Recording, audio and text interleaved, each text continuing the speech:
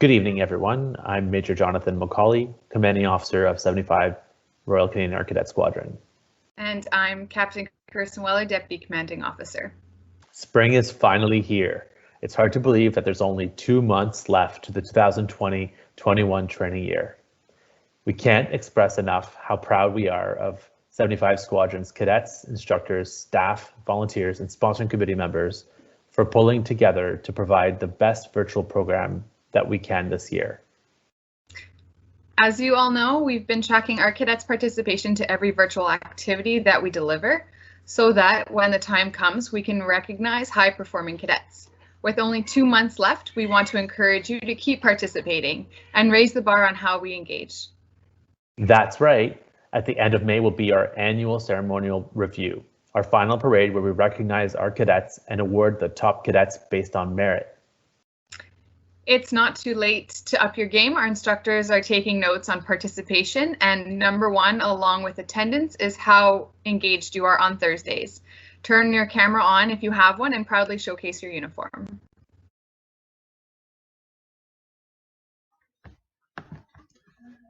Hello 75, so glad to see everyone here online watching the CO's parade. So first off, I want to start by acknowledging our senior cadet team. So the WO2s, the flight sergeants, the sergeants, and all you level 5 instructors, you guys, you're all amazing. Like seriously, it's good job this year for everybody.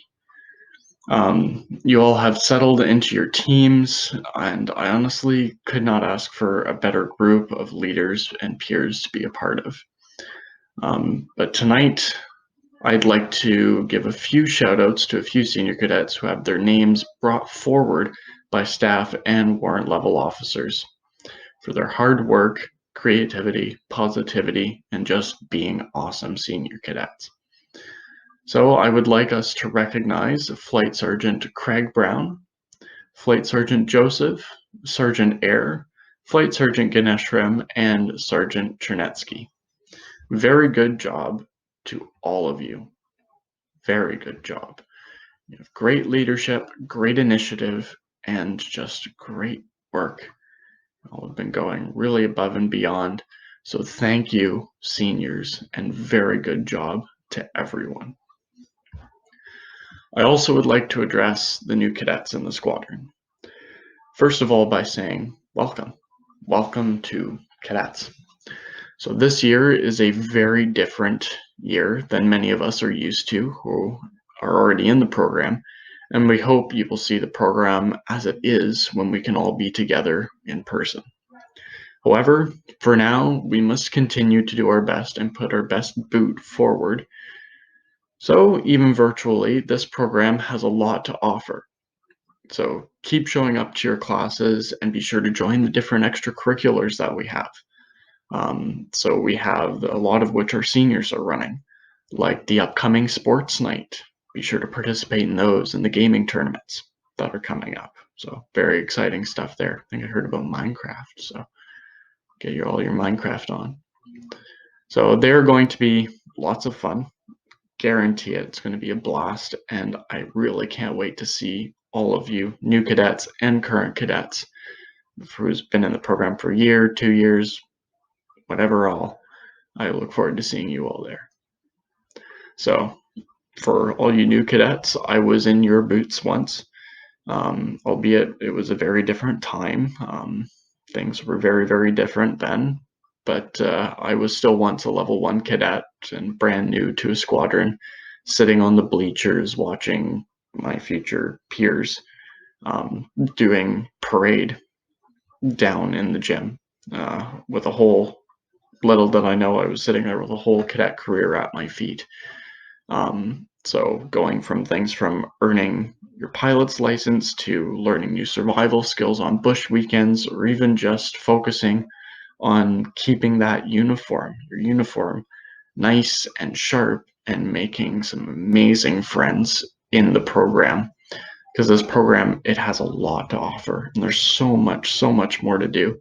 And if you stick around and you keep doing these extracurriculars that we have, and you keep pushing and participating, one day when we do get back to in-person, then you'll be able to, again, you'll stick around, you'll be able to see just how amazing this program can really be, and even more amazing than it is right now. So if you stick with us, you will not be disappointed. So put yourselves out there, everyone. But for now, enjoy the parade. Thank you, guys.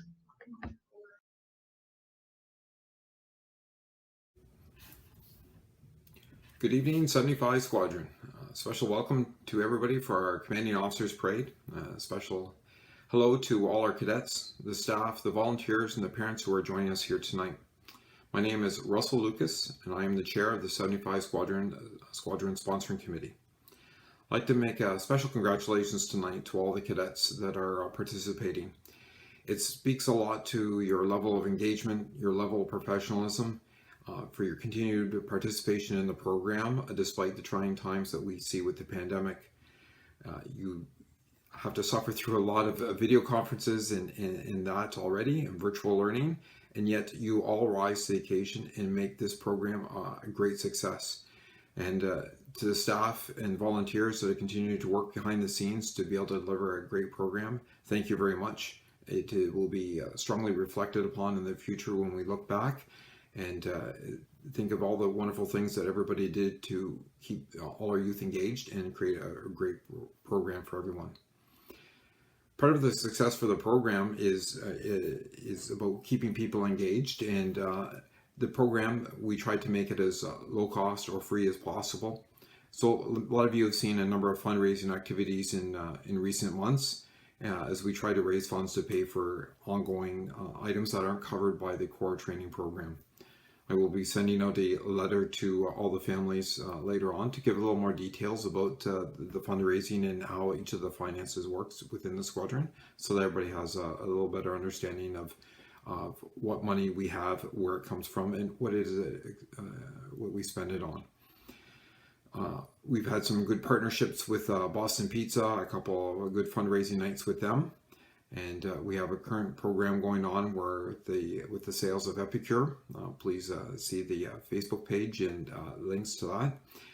And upcoming, it will be a flexathon, which will replace the walkathon that we've had in previous years. The flexathon is meant to give everybody an opportunity to do a little bit of fundraising, but through physical activity in areas of their own choosing, whether walking, biking, running, cycling, all sorts of opportunities. And there will be more opportunities and information coming about this program coming up. And this will be taking place in the middle of May. And everybody's participation and assistance in raising funds to keep this program continued success is greatly appreciated. I, for one, have been engaged with the Air Cadet program for over 20 years, both as a cadet, a staff member, and now as a volunteer. And I am very grateful for all the opportunities I was given, and this is our opportunity to create these opportunities for everybody else going forward. So on that, I'd like to say thank you to everyone. Be safe and make sure to wash your hands. Bye now. To begin our CO's parade, we have an important achievement to announce.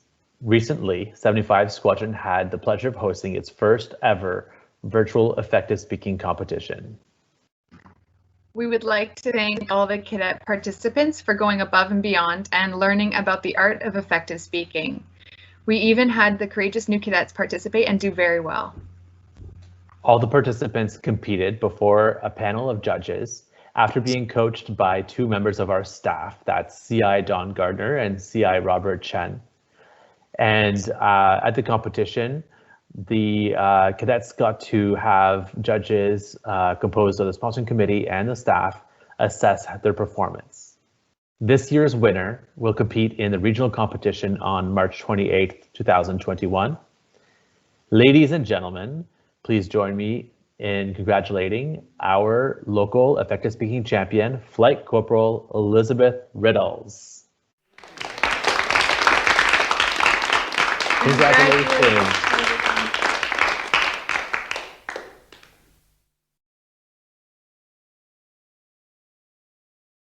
This year, we'd like to take a moment to express a special welcome to our new members.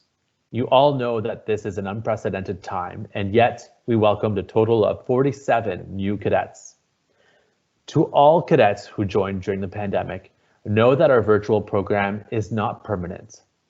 We will eventually return to an in-person program that will include all sorts of field trips and experiences. Everything you're doing now, virtually, is worth holding on to. That extra time in cadets, the rank that you hold, and eventually the positions that you'll have when we're back in person will be used as part of an in-person experience and added responsibilities. All of this will go a long way when you're applying for jobs or looking to get into schools after you're done with cadets.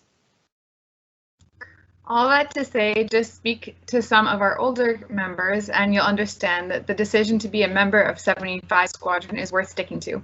75 Squadron is a community and we are all here to help you on your path to adulthood. Welcome to the 75 Squadron family.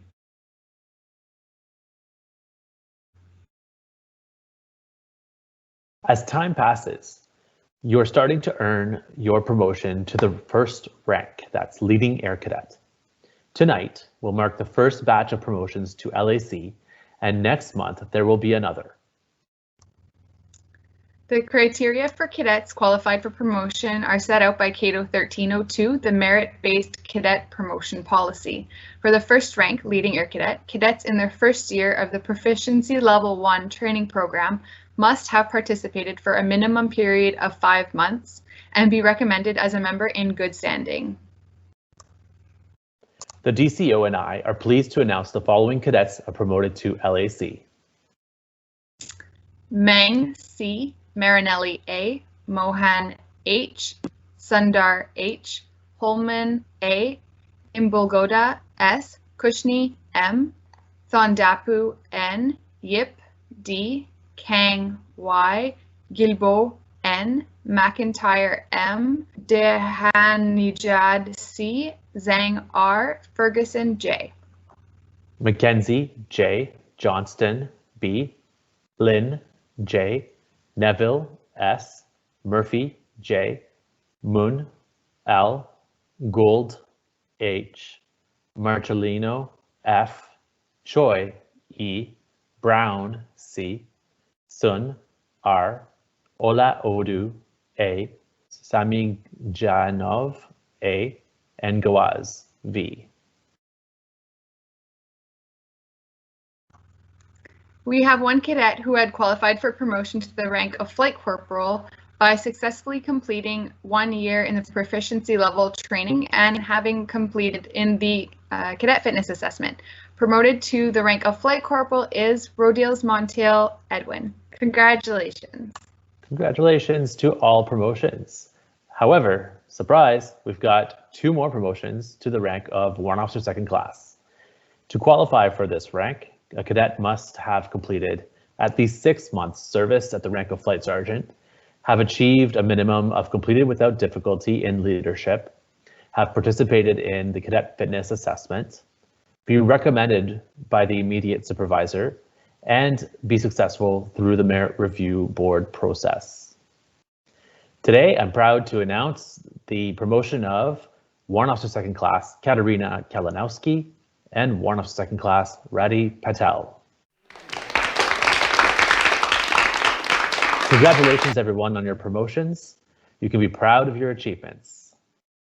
For all of you who are promoted, to collect your rank badges so that you can wear the correct rank badge on your uniform, you can find the instructions in next week's weekly message announcements from 75 Squadron Supply Officer Captain Tessier.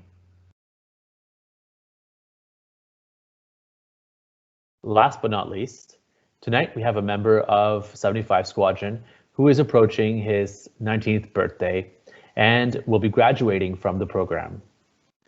And that is Warrant Officer Second Class Adam Hutt. Wotu Hutt joined the cadet program in 2015. From the very beginning, he participated fully and actively to many aspects of the program.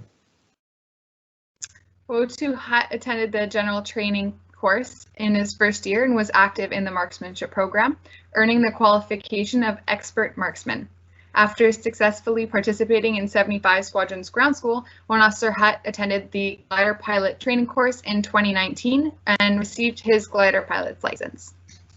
His service was recognized with a Long Service Medal and rosettes for additional years in the program. Woju Hutt made many lifelong friends in the program and experiences that will last a lifetime. Adam, while we're sad to see you off, know that you will always be a member of the 75 Squadron family. We wish you all the best in your future endeavors. We look forward to seeing you again in the future.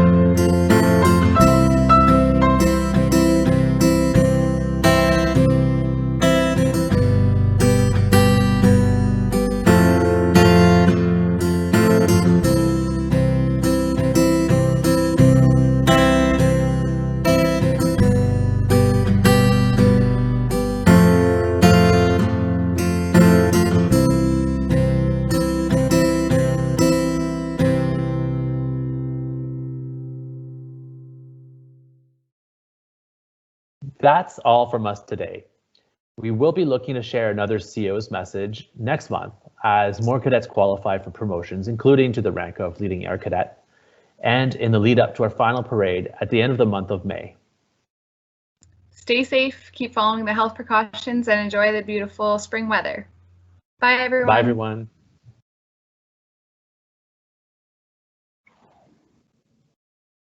Bravery. What does it truly mean to be a brave person?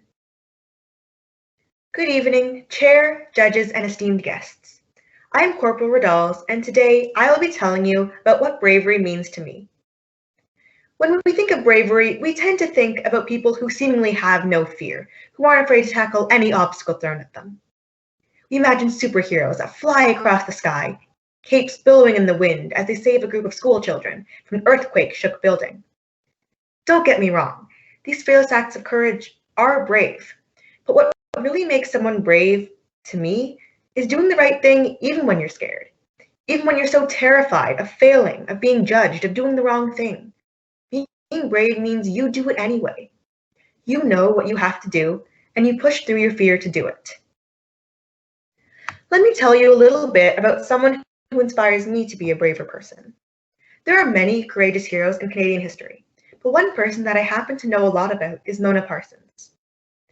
At school, we had an assignment to write a piece about a historical Canadian that made a difference to the world. We had a list of about 20 names. There were scientists, authors, artists, politicians, social justice advocates, and many more. However, a name that really stood out to me was the name Mona Parsons. She was a war hero from the Second World War. Living in the Netherlands when it was invaded, she and her husband joined the resistance and hid downed Allied pilots in their home. When someone gave him away, her husband went into hiding, but she was arrested. She was sent to prison where she spent 4 long years. Eventually, she and her cellmate took advantage of the prison being bombed and escaped, making their way across Germany on foot, disguised as a German mother and her daughter. It was a perilous journey. One such problem was that she had a Canadian accent when she spoke German. If they stepped even a toe out of line, they would be in serious trouble. She and her companion eventually found a Canadian unit at the Dutch-German border. Mona Parsons was an incredibly brave woman, and learning about the way that she stayed strong for so long was truly inspiring. So now, how could we define a brave act? I believe that brave acts come in all shapes and sizes.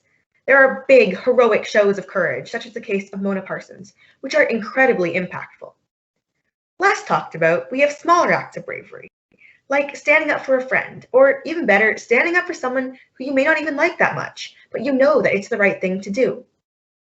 These actions may not have as much of an impact, but they still have an impact nonetheless. I believe that in order to become braver people, we need to start small. It also depends on who you are. Bravery comes in many shapes and forms for different people. For some, even getting out of bed in the morning is an extraordinarily brave feat. Although others may not experience that same fear, that same need to be brave, does that make their accomplishment any less significant? Not at all. Another aspect of bravery, to me, is mustering up enough courage to take the road less traveled, to take healthy risks. Trying new things, I admit, can be scary, especially when the next step isn't always clear. The thing is, trying new things, taking risks, and stepping out of our comfort zones is what allows us to grow as people. If we spend all of our lives not trying anything new, yes, you'll never fail, but you'll also never succeed.